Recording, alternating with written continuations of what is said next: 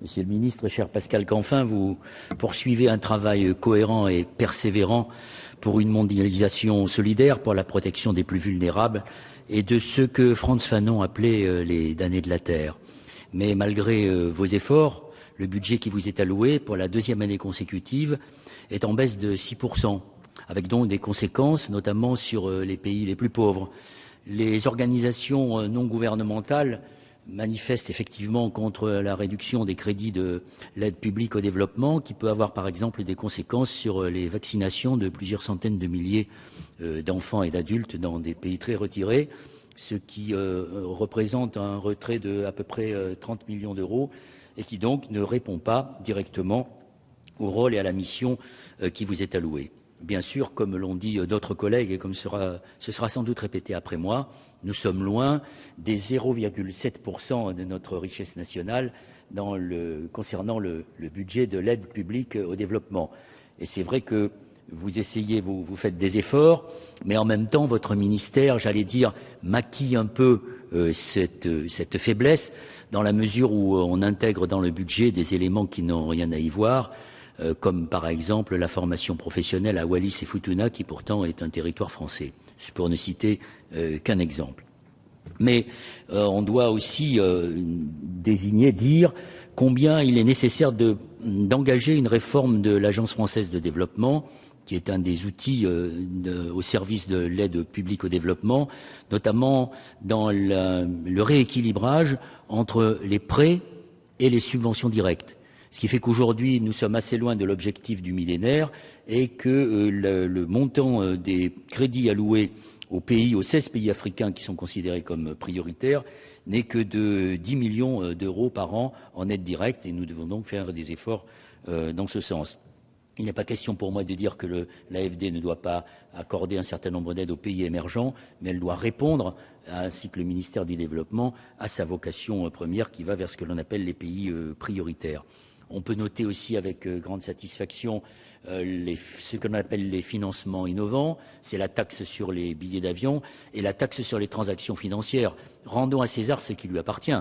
C'est vous, Monsieur le Ministre, lorsque vous étiez membre du Parlement européen, qui avez beaucoup œuvré à la mise en œuvre de la taxation sur les transactions financières, ce qu'on appelle la TTF, qui n'a rien à voir avec ce qu'avait mis en œuvre le gouvernement Sarkozy, qui était une taxe sur les transactions bancaires, ce qui n'a pas du tout la même vocation et pas du tout le même effet.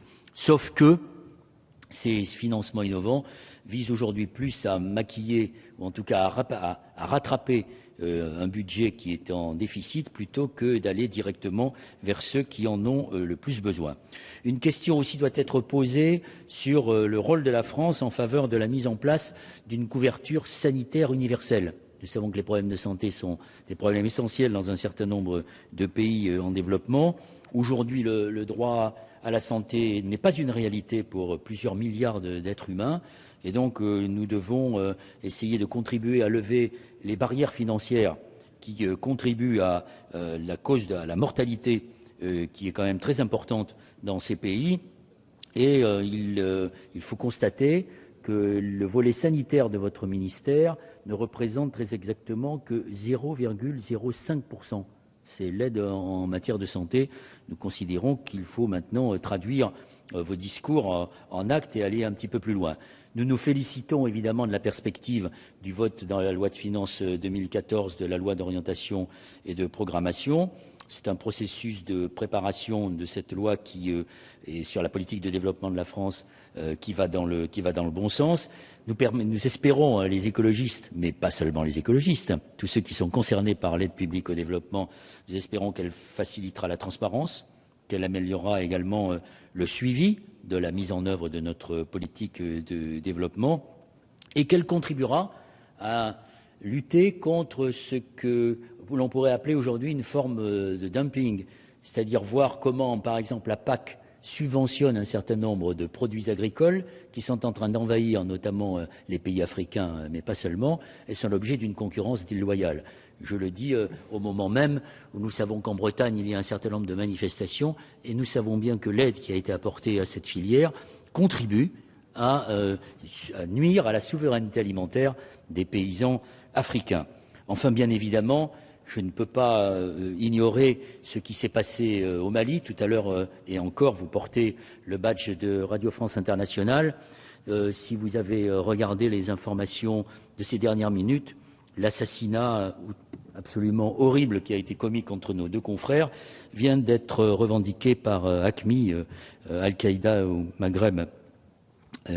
Et nous ne pouvons que évidemment nous incliner devant la mémoire de ces deux journalistes qui ne faisaient que leur travail. C'est une atteinte à la liberté d'expression, mais c'est aussi le signe du malaise dans cette partie de l'Afrique où malheureusement le Mali est aujourd'hui plutôt l'objet d'une intervention militaire et d'une aide militaire que d'une véritable aide au développement. Je terminerai, Monsieur le Ministre, si vous me permettez, Monsieur le Président, j'en ai pour quelques secondes. Vous allez organiser avec l'AFD, le 5 décembre, une grande réunion sur le développement. Il se trouve qu'elle sera à la veille d'une autre manifestation qui aura lieu le 6 et le 7 décembre, qui sera le sommet sur la sécurité à l'Élysée.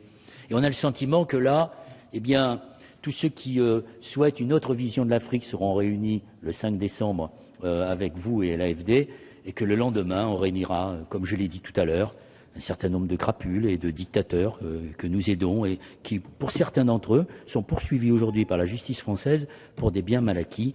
Malheureusement, la France-Afrique se porte encore très bien. Ceci dit, évidemment, le groupe écologiste votera le budget de votre ministère.